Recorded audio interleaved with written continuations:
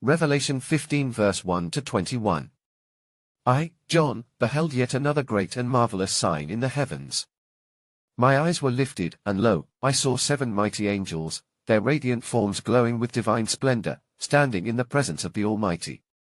Each one was entrusted with a terrible burden, the 7 last plagues, for with them the wrath of God would be brought to completion. Their countenances were solemn, for they bore the instruments of divine justice, the final judgments upon the earth. Then, before me, there appeared a vast expanse like a sea of glass, shimmering as if mingled with fire.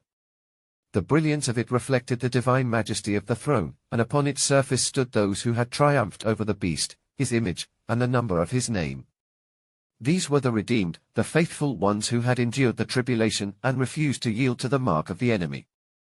They stood in victory, holding harps of God in their hands, their garments gleaming with the righteousness of the Most High.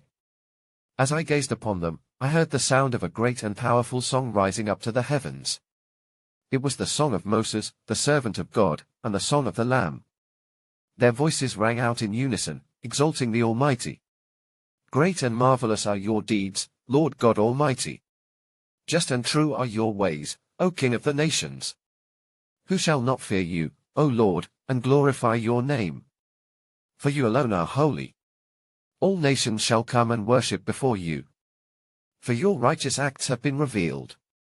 Their song echoed through the heavens, a melody of triumph and divine justice.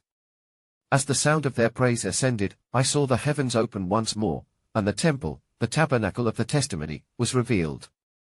It shone with an unapproachable light, the very dwelling place of the Almighty.